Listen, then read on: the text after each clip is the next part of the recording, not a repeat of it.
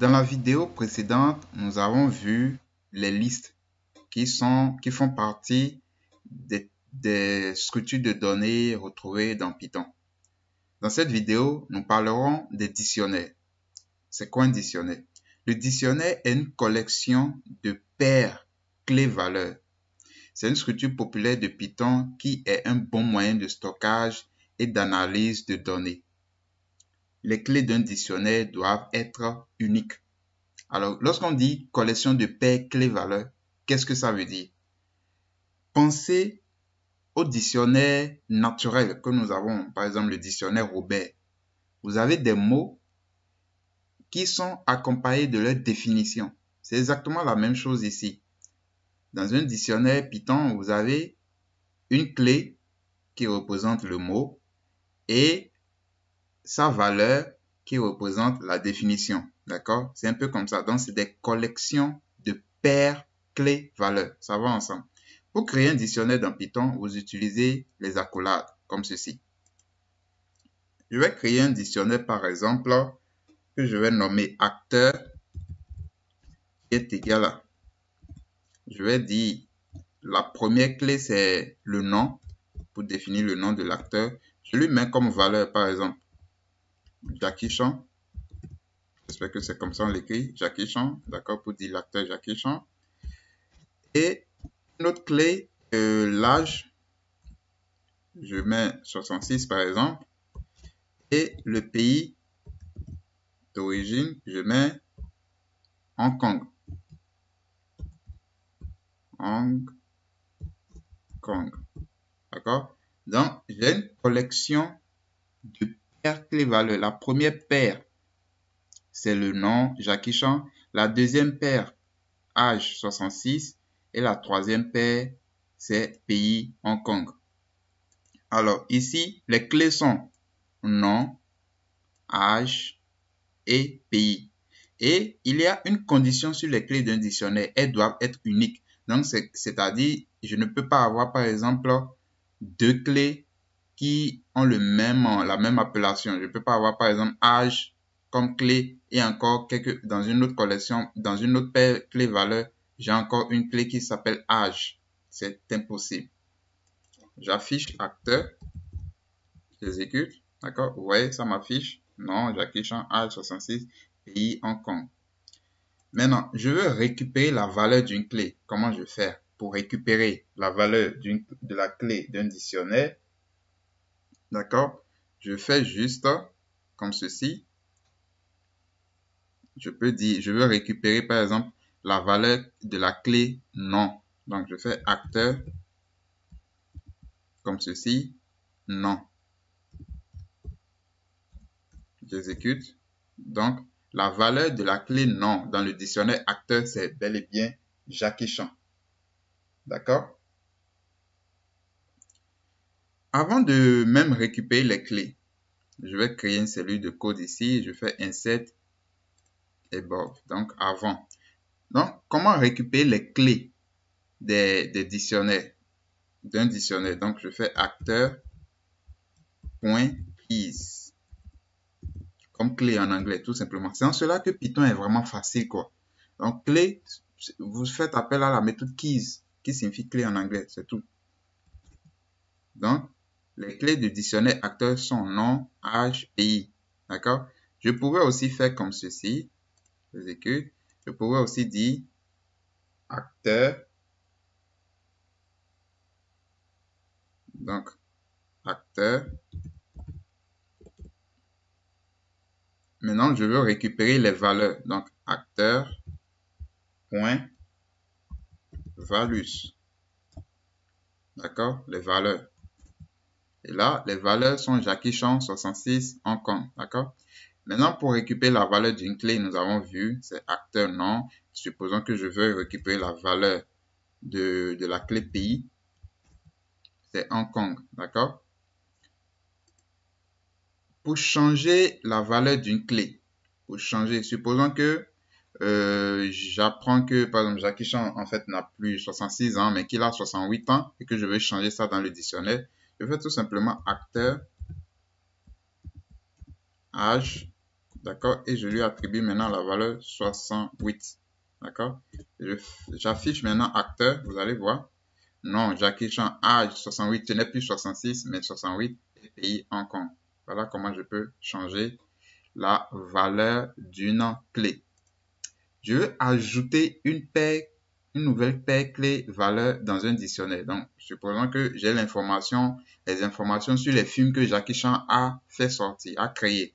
D'accord? Donc, je vais ajouter une clé film avec quelques films de Jackie Chan. D'accord? Que je vais stocker dans une liste. Donc, j'ai par exemple le maître chinois. D'accord? J'ai par exemple Karate Kid. Et j'ai par exemple Police Story. D'accord? Donc, quelques films de Jackie Chan que je vais ajouter. Donc, j'ai une clé film et ses valeurs stockées dans une liste. Donc, je fais acteur et vous allez voir. Attention, tac, tac, tac. Deux points. Attention, acteur film. Ouais. Il y a une petite erreur. Ici, égal. D'accord? Donc, acteur film égale ça. Donc, j'exécute. Donc, non, Jackie Chan, âge 68, pays Hong Kong, film. C'est la nouvelle paire clé-valeur qui a été ajoutée. La clé, c'est film et les valeurs sont dans la liste là. D'accord? Le maître chinois, Karate Kid. Attention, Karate Kid et Police Story. Donc, je réexécute. Voilà. Donc, voilà comment vous pouvez ajouter une autre paire clé-valeur dans un dictionnaire. Passons à les sites d'application. Ici, vous allez bien réfléchir. D'accord? C'est un exercice qui rassemble beaucoup de choses.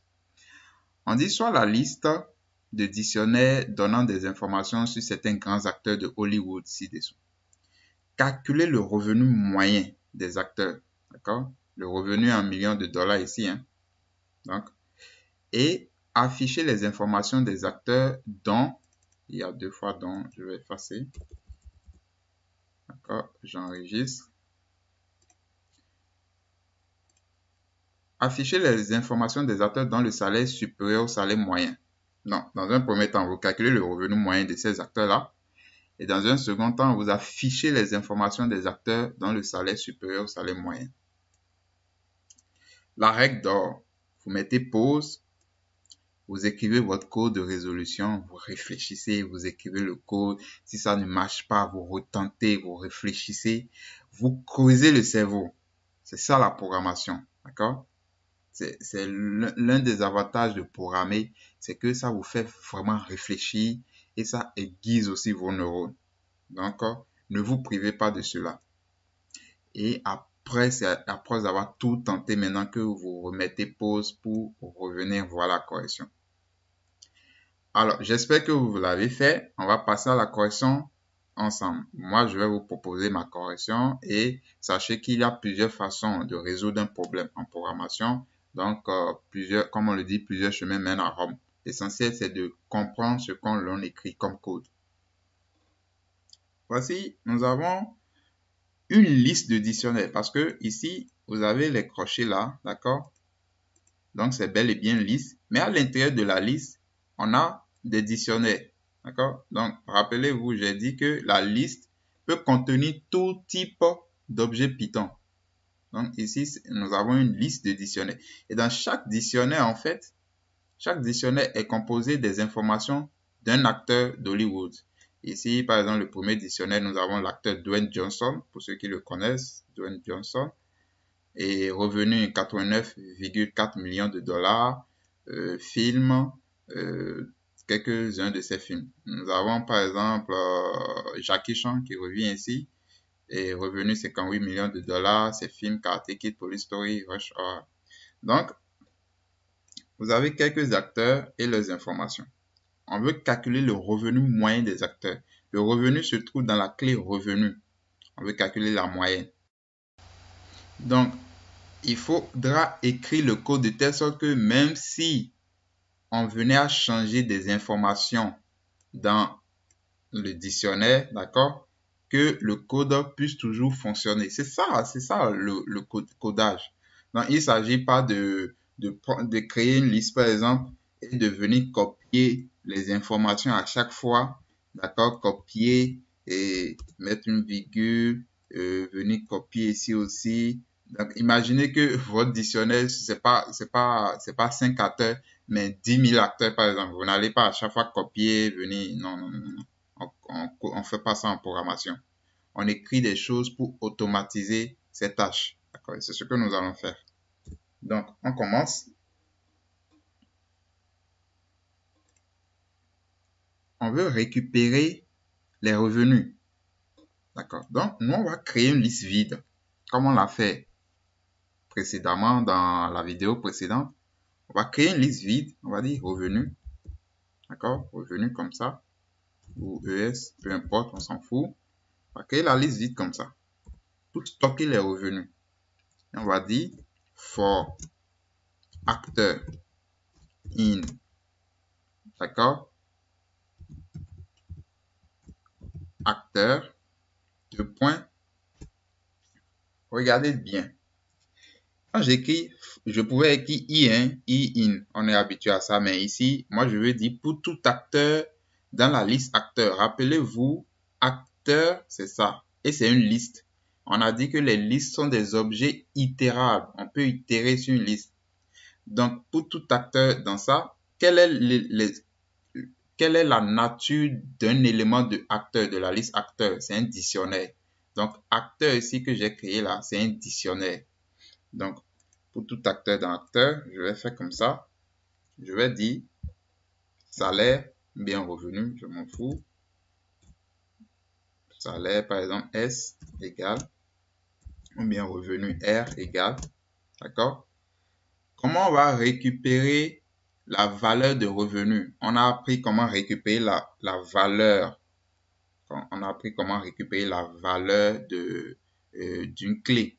Donc, on va dire que R égale acteur, le dictionnaire, et la clé revenu. Donc, ça, c'est la valeur de la clé revenu, ça.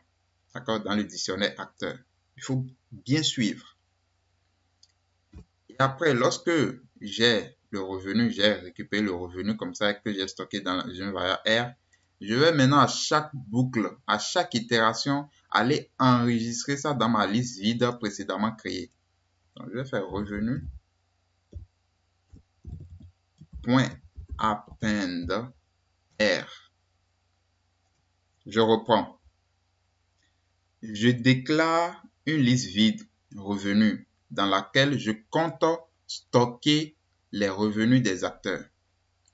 Maintenant, étant donné que la liste acteur, c'est un objet itérable et que chaque élément de cette liste est un dictionnaire, quand je dis for acteur in acteur, acteur ici c'est un dictionnaire, pour récupérer la valeur d'un revenu, du revenu d'un acteur, je dois écrire le code acteur, crochet, la clé revenu, que je stocke dans une variable R.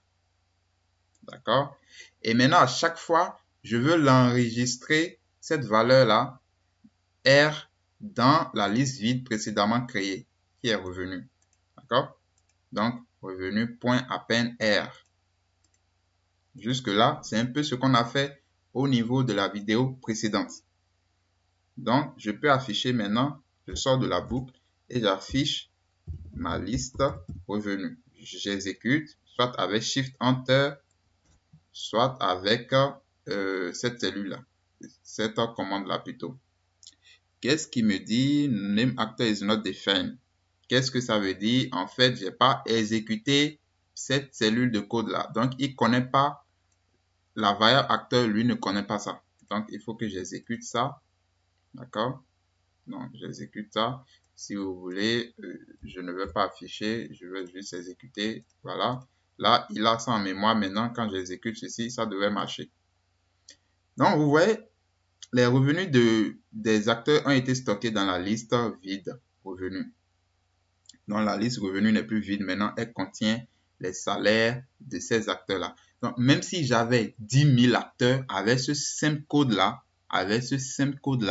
je peux stocker les 10 000 valeurs, les 10 000 salaires, d'accord? Les 10 000 revenus.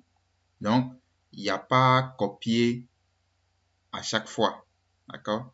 Avec ce seul code-là, j'ai enregistré toutes mes valeurs dans la liste revenus. Maintenant, je peux faire les statistiques, exactement comme dans la vidéo précédente. Je peux faire les statistiques. La seule statistique qu'on m'a dit de calculer, c'est de calculer le revenu moyen des acteurs. Le revenu moyen, donc, je vais appeler la librairie statistique, comme je l'avais fait as ST, import statistique as ST, et je vais dire revenu moyen, d'accord, calculer la moyenne de ces revenus est égal à st.mi et ma liste. Je mets ma liste dedans et j'affiche le revenu moyen. Revenu moyen. Attention, c'est moyen. J'exécute. Donc, le revenu moyen ici, c'est 70,96 millions de dollars. Parce qu'on a dit que dans l'exercice, le revenu est en millions de dollars. Donc, voilà la moyenne de ces valeurs-là. D'accord? Qu'est-ce qu'on me dit après? On me dit d'afficher les informations des acteurs dont le salaire est supérieur au salaire moyen.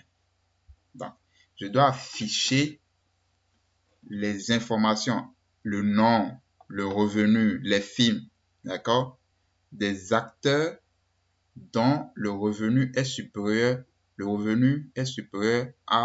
au revenu moyen, donc est supérieur à cette valeur 70.9. Qu'est-ce que je fais?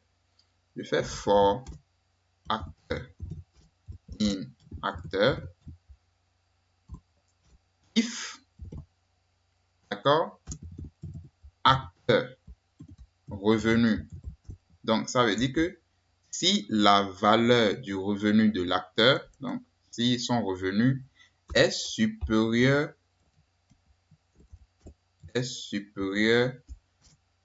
au revenu moyen, d'accord, print acteur. Tout simplement. J'exécute. Attention, revenu moyen, tac, tac, tac. J'ai oublié le 2 points. Faut jamais oublier ça. Donc, je repars ici. Donc, vous voyez, même avec l'expérience dans le codage, on peut oublier certaines choses. Mais quand on oublie, on regarde la syntaxe, l'erreur de syntaxe, ou bien l'erreur que nous retourne Python, et on voit là où se trouve l'erreur. Ici, il nous a mis la flèche là. Donc, il y a un problème là. Donc, j'ai regardé rapidement, j'ai vu que c'est les 2 points qui manquaient. J'exécute.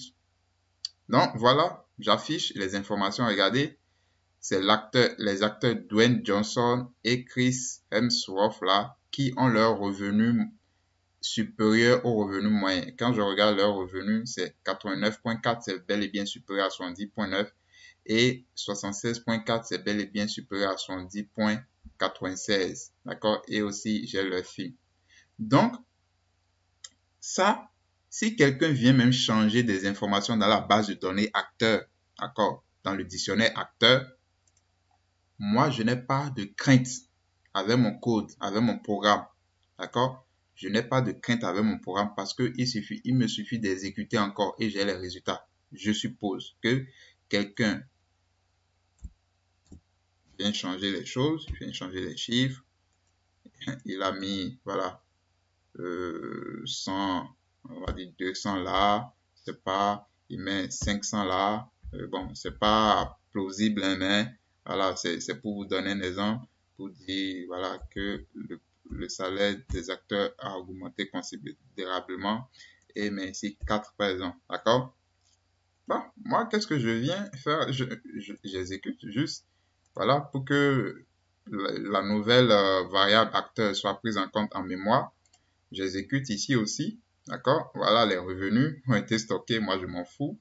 Ce que lui a fait, je m'en fous. Moi, le problème c'est que je puisse retrouver mes trucs. Et regardez, avec mon seul code que j'avais écrit précédemment, j'ai retrouvé ce que lui a modifié, d'accord? Et ici, j'exécute et je retrouve le revenu moyen qui est 429,96. Et ici aussi, j'affiche les acteurs dont le revenu est supérieur à cette valeur-là. Donc, j'exécute encore ce code-là. Et voilà. Donc ici, voilà, c'est devenu 3 acteurs. Donc Robert, Doene Junior, et Aksha, Kumar et Jackie Chan. D'accord? Qui ont leur revenu supérieur au revenu moyen. Donc voilà, quel que soit ce qui s'est passé en hausse, tous les changements qu'il y a eu ici, mon code fonctionne toujours. Et c'est comme ça que vous devez toujours penser lorsque vous écrivez des programmes en informatique. Il faut toujours penser à la réutilisation de votre code, à ce que même si vous ne touchez à rien, votre code soit toujours réutilisable. C'est comme ça un code en programmation.